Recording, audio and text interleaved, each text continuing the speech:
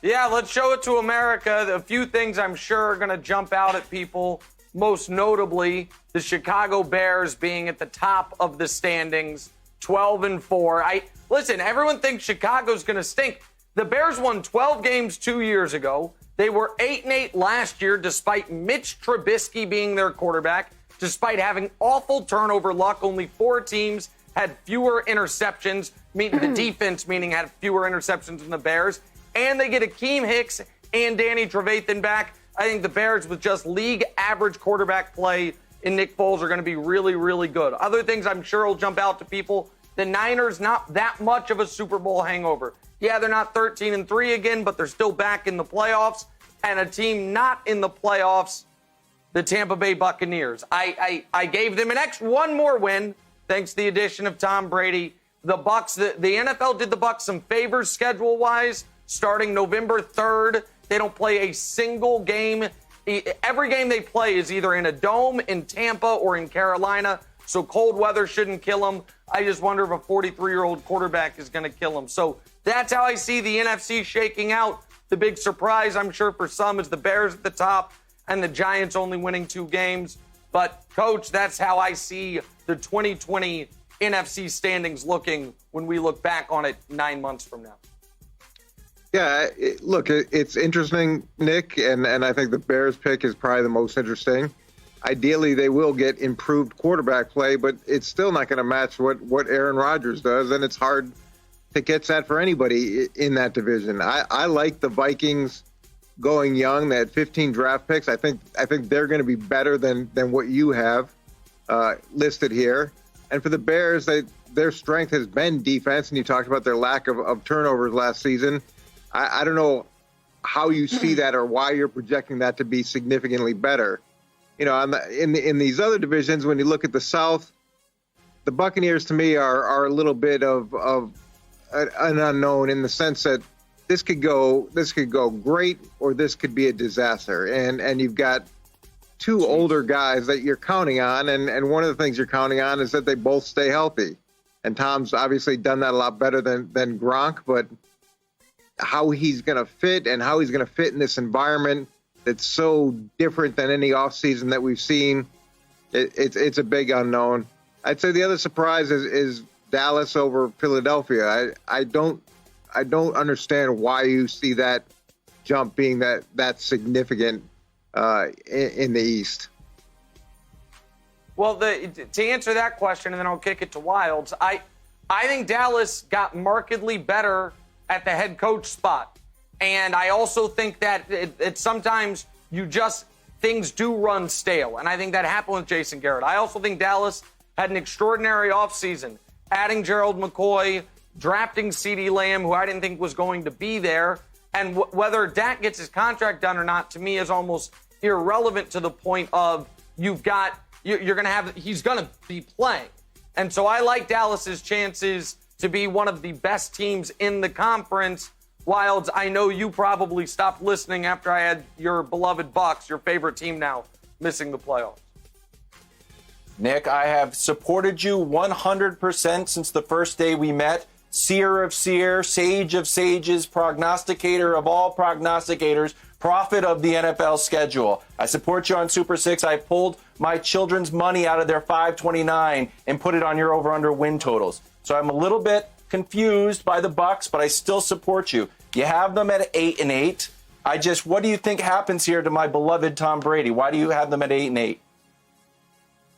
Well, simply put, I think the middle of the schedule is going to kill him. That you've got weeks 5 through 12 at Chicago, home for Green Bay, at Vegas. Spoiler for tomorrow, I think the Raiders are going to be good. You play New Orleans, obviously, once in the beginning of the year and then there. And then to Kansas City. I also think the late bye week for a 43-year-old quarterback, not ideal. I'll buy that. And so they get their bye in week 13. And so I just think they're a team that they're going to lose week 1.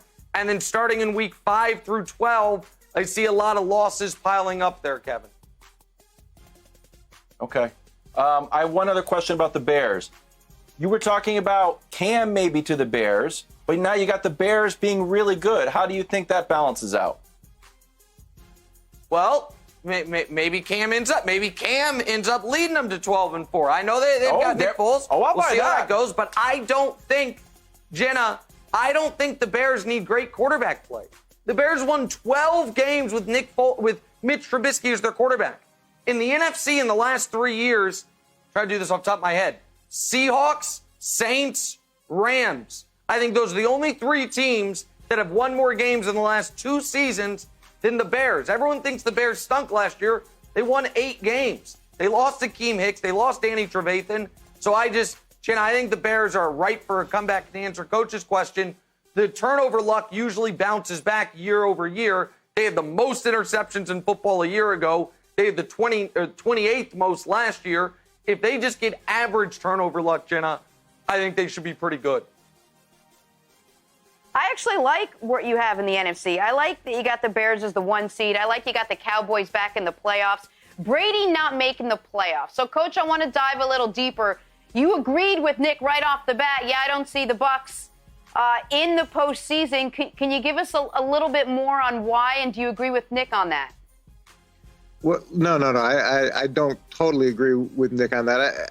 This is one of the biggest projections that we have going, because how Tom is going to fit after all the time that he was in New England with one system, with one way of doing things, and now going to a totally different place, and whether or not they're going to adjust their system to what fits Tom the best, to me is a huge unknown. And I know everybody's excited about Gronk, and if Gronk produces the way that he historically has, then yeah, there's a lot of reasons to be, but the injury situation is real, and a year off may help your body recover to some degree, but you're also not in consistent football shape. It's a radically different set of physical demands that he's going to have to be under. So how this goes depends on how well they can all fuse together. And with the environment that we're in right now, there's really not great opportunities to fuse together. There's only so much chemistry and progress you can make on Zoom calls. And Wilds, you brought up Cam, and we've talked a lot about where Cam's going to end up. Depending on whether or not the authorities in Florida are going to let Tom Brady leave the state, it might be a good idea for Cam, sign with the Bucs. He can be their road quarterback. I just don't know how that breaking and entering beef is going to end for Tom. So we have to let the legal system play out. But one thing that I find interesting that you guys didn't find interesting, or nobody acknowledged, if you will, I've got the Rams 5-11, and I don't think that made anyone bat an eye. The Rams high-flying 13-3, genius Sean McVay. All of a sudden, you see him at the bottom of the standings, and I don't think it's that shocking. I don't think people look at that as some hot take. Wow. I think people look at it and say, well, they lost Cooks, they lost Gurley, they're dealing with Jared Goff, and they look at that division that has 3 teams, all of whom I think people 2 of them in Seahawks and 49ers, a lot of people will pick to go to the Super Bowl, and the Cardinals, who I think will be some people's kind of sleeper pick this year, Coach. I mean, I don't know where you feel about the Rams heading into this year, but I don't think it is out of the mainstream to say they could finish last in that division, Coach. Yeah, I don't think it's out of the realm of possibility for that to happen. And look, when you spend the way that they've spent it, it's like using a credit card. At some point, that bill comes due, and you've got to make cuts that can be very difficult, because you've got to eventually get back to even with the salary cap. And then they've also made a lot of trades that have hurt them in terms of future draft picks. And so now you can't really replenish through free agency. You can't replenish through the draft. You've got to cut talent, because you've got to get you've used the credit card so much in the past. You've made some changes in the coaching staff, either because guys have gotten promoted or you decided a change was needed. So there's not that continuity as well. It's hard. It's hard to consistently be successful, and it's hard to consistently be successful if you are using the credit card and are trading away future talent for the ability to try to win right now. Thanks for watching. Subscribe here to get the latest from the show. Also, be sure to check out more of the best clips from First Things First, or go watch a few segments from our other shows on FS1.